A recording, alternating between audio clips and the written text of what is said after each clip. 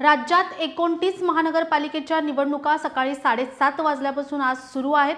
आपण आता जाणून घेऊयात की राज्यभरात आतापर्यंत किती टक्के मतदान झाले। मुंबई महानगरपालिकेचा विचार केला तर आतापर्यंत साधारण 17% मतदान झालेलं आहे।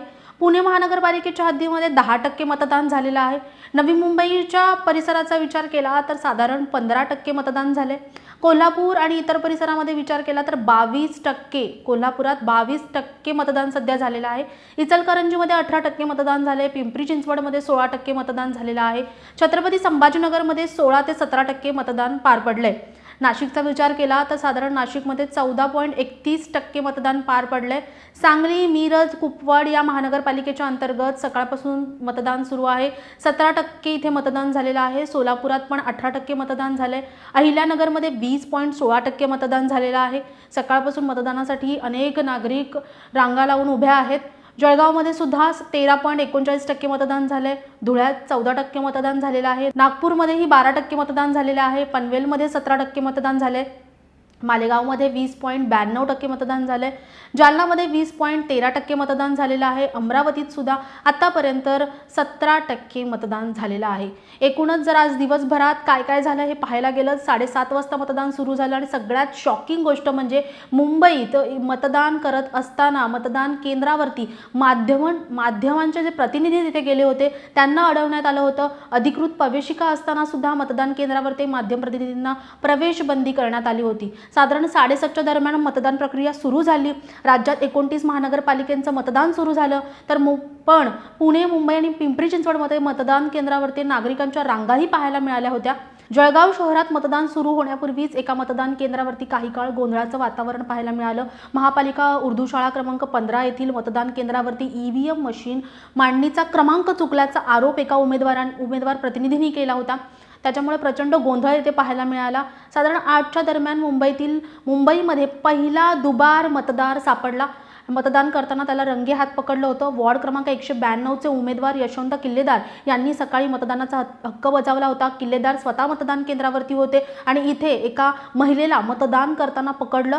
दुबार मतदार म्हणून तिला पकडलं होतं। अर्थात तिला पकडल्याच्या नंतर तिच्याकडनं तिचं आधार कार्ड पाहण्यात आलं, प्रतिज्ञापत्रक भरून घेण्यात आलं आणि पुन्हा एकदा मतदान प्रक्रिया सुरळीत करण्यात आली। नाशिकमध्ये 2 ईव्हीएम मशीन साधारण अर्धा तास बंद होते। नाशिकमधील प्रभाग क्रमांक 29च्या खोली क्रमांक 2 मध्ये ईव्हीएम मशीन साधारण अर्धा तास बंद पाहायला मिळाली। साधारण सकाळी नवी मुंबईमध्ये पण असाच गोंधळ पाहायला मिळाला। गणेश नाईकांनी निवडणूक आयोगावरती गंभीर आरोप केले।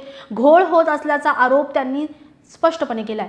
सोलापूरमध्ये ईव्हीएम मशीन पाऊण तास बंद पाहायला मिळालं। प्रभाग क्रमांक 7 शाळा क्रमांक 9 मध्ये जवळपास पाऊण तास मतदान बंद होतं। 7:30 वाजल्यापासून मतदान प्रक्रिया सुरू झाली, पण तरी सुद्धा कुठेतरी तांत्रिक बिघाडामुळे पाऊण तास मतदान बंद होतं। मुंबईचा विचार केला तर सचिन तेंडुलकर यांनी कुटुंबासह मतदानाचा हक्क बजावला। पुण्यात मतदान केंद्रावरती गोंधळ पाहायला मिळाला। गुरुवारी पेठेत मशीन बंद पडली, याच्यामुळे उमेदवार आक्रमक झाले। लोकशाहीच्या प्रक्रियेवरती पुन्हा एकदा प्रश्नचिन्ह निर्माण करण्यात आला। मतदारांची नोंदणी सिक्वेन्स चुकीची असल्याची तिथे पाहायला मिळाली। अ, ब, क, ड या क्रमाने नसल्याचा आक्षेप तिथे करण्यात आला। सगळ्यात महत्त्वाची गोष्ट म्हणजे ठाणे हा शिवसेनेचा बालेकिल्ला आहे। ठाकरे बंधूंनी तिथे मोठी सभा घेतली, पण मतदान क्रमांक 41 मध्ये मशीन बंद पडली, त्याच्यामुळे लोकांचा तिथे खोळंबा झाला। मतदार अनेक तास तिथे अडकून पडले होते। अकोल्याचा विचार केला तर ईव्हीएम मध्ये तांत्रिक बिघाड असल्यामुळे प्रशासनाची मोठी धावपळ झाली। दुसरीकडे रांगेत उभ्या असलेल्या मतदारांचा संताप पाहायला मिळाला। अकोल्यातल्या BR हायस्कूल मतदान केंद्रावर गेल्या म्हणजे साधारण 20 मिनिटांपर्यंत कोणतेही ईव्हीएम मशीन सुरू झालं नव्हतं, त्याच्यामुळे मतदान प्रक्रिया पूर्णपणे ठप्प झालेली होती। मुंबईमध्ये भाजप 90 आणि शिवसेना 40 जागा निवडून येतील आणि तर पुण्यातही अशीच आकडेवारी असेल असा मोठा दावा चंद्रकांत पाटील यांनी केला।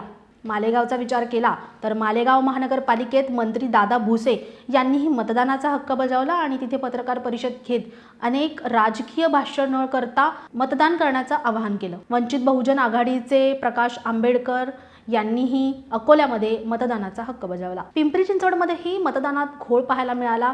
त्याच्यामधली नावं गायब होती, पैसे वाटप होत होता, दबाव होत होता असं पिंपरी चिंचवडमधील अनेक मतदारांनी सांगितलं आणि सगळ्यात महत्त्वाचं म्हणजे असा आरोप रोहित पवार यांनी ट्विट करत मांडलाय। मुंबईत सकाळीच्या सुमारापासून साधारण 6.98% मतदान 10-10:30च्या दरम्यान झालं होतं. आता ही मतदानाची टक्केवारी वाढली आहे. साधारण एक 17% मतदान मुंबईत झालेलं आहे. मुंबईत यशवंत किल्लेदार हे मतदानासाठी गेलेले असताना दुबार मतदार सापडला. याच्यानंतर दादर परिसरामध्ये ठाकरे गटाकडून मोठ्या प्रमाणात भगवे गार्ड्स उभे करण्यात आलेले आहेत. यांच्या माध्यमातून कडेकोट बंदोबस्त करण्यात आलेला आहे. दुबार मतदार कसं टाळता येईल यासाठी मोठ्या प्रमाणात प्रयत्न केले जात आहेत.